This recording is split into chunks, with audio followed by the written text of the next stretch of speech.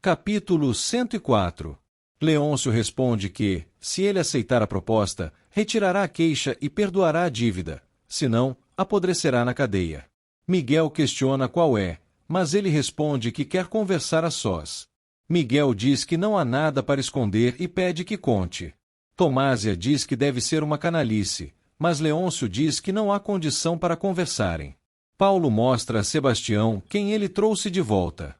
O coronel fica feliz ao vê-la, e a filha o abraça, contando tudo que o marido lhe fez de ruim.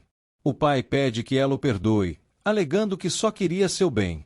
Gioconda diz estar surpresa ao ver a jovem ali e Helena responde que sua intenção era encontrar Diogo. Também conta para seu pai que esteve num convento durante todo esse tempo, pois achavam que Diogo havia morrido. Gioconda afirma que já havia contado essa história, mas Sebastião diz que eles fugiram ao mesmo tempo e que todos acharam que estavam juntos. Helena diz que estaria junto de seu amado se o imprestável de seu marido não a tivesse levado para casa.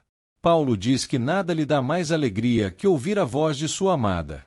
A matriarca conta que seu sobrinho já está em casa e tudo o que ele passou após o atentado. Helena diz que retornou justamente para encontrar seu amado. Gioconda diz ter pena da jovem, pois sabe muito bem como é horrível se casar forçadamente. Também pede licença para se retirar, alegando que continuará a conversa outra hora. Sebastião faz questão de acompanhá-la até a carruagem. Eles se retiram. Helena exige que Paulo não se aproxime dela, dizendo ser capaz de fazer algo horrível contra ele.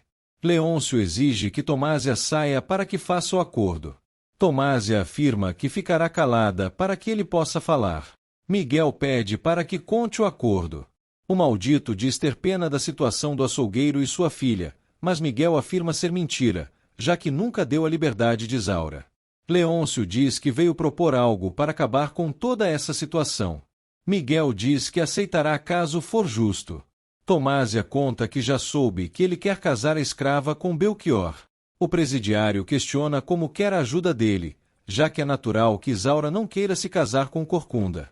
A condessa afirma ser impossível acreditar que Malvina aceite essa situação, mas o canalha diz que sua esposa aceitará tudo para que fique longe de Isaura. Miguel diz que o amor que Isaura sente por Álvaro é o mais puro possível, mas Leôncio afirma que isso não passou de um capricho e mostra a carta falsa sobre o falso casamento de Álvaro e Branca. Helena diz que esse casamento não passou de uma farsa e que só concordou para escapar do exílio. Paulo exige que ela deixe de ser rebelde para que possam finalmente ficar juntos, mas a jovem diz que, enquanto puder, fará de tudo para evitá-lo. Ele a engana fazendo-a pensar que Gabriel está ali e a agarra, tentando beijá-la, mas ela consegue se soltar e o acerta com uma garrafa de vidro. Sebastião chega e questiona o que aconteceu, e a filha conta tudo. O coronel diz não ser maneira de tratar o marido e fica preocupado. Leôncio continua mentindo, mas Tomásia diz que o jovem foi para São Paulo para cuidar de sua mãe, que está com febre amarela. Miguel diz ser muito difícil de acreditar, mas compara as letras das cartas, enquanto Tomásia diz que Leôncio falsificou a carta. O açougueiro afirma que são idênticas, mas Leôncio diz que agora só ele poderá ajudá-los.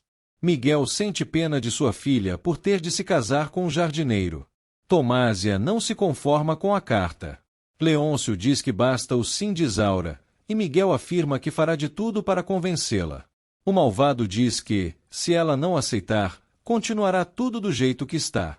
Miguel questiona como poderá aconselhar sua filha, já que está preso, e o maldito afirma que a trará até ali para conversarem. O presidiário fica feliz por poder falar com sua filha. Leôncio se retira.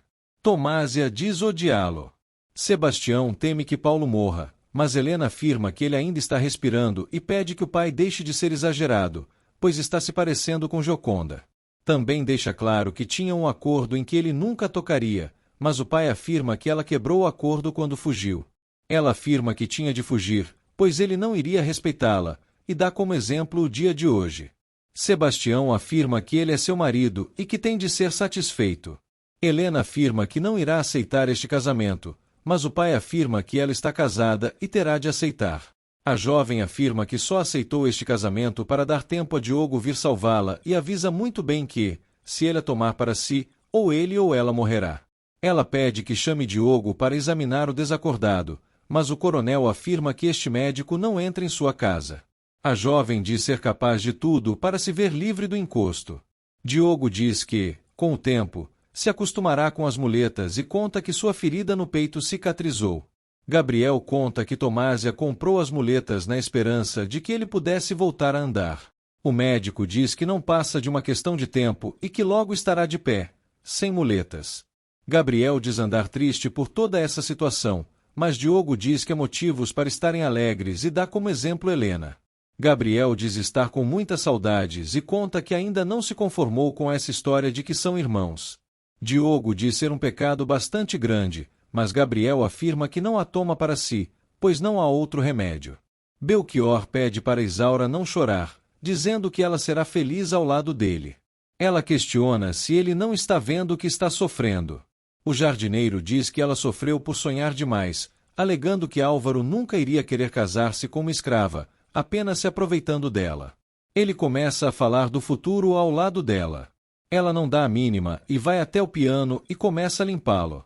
Ela pede que entenda a situação, pois se casará apenas para que seu pai seja livre.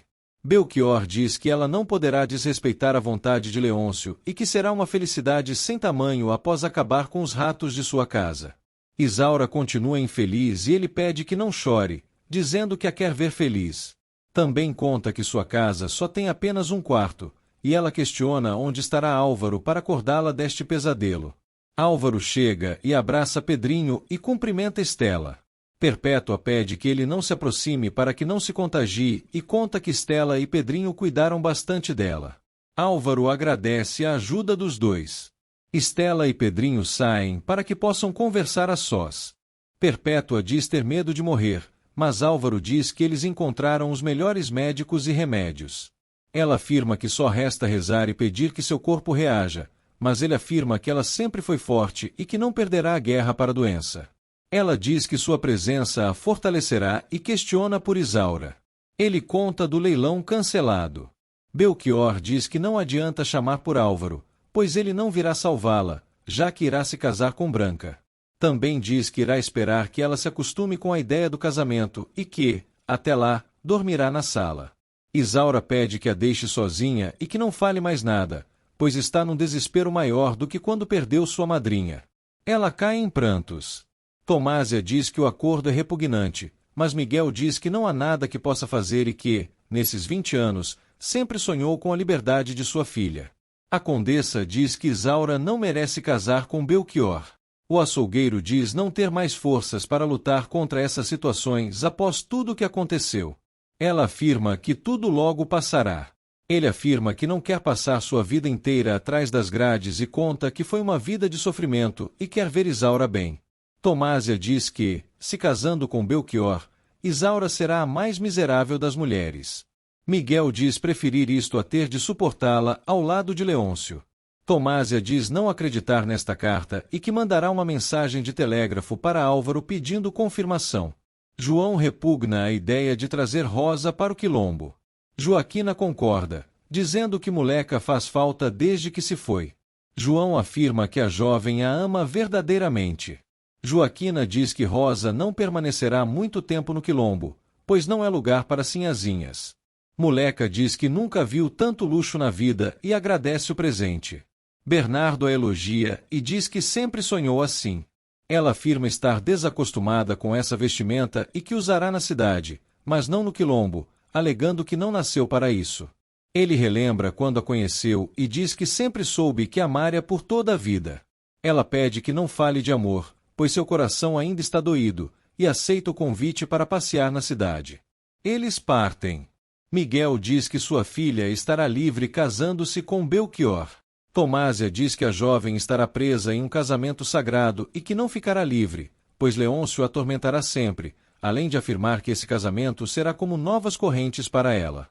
Miguel diz ver neste casamento a melhor maneira para que sejam livres e que tentará convencer a filha a se casar com Belchior. Rosa diz estar mais feliz do que nunca e André diz que, se não estivesse preocupado com Isaura, também estaria feliz. Rosa deseja que ela morra para que assim esteja livre dela.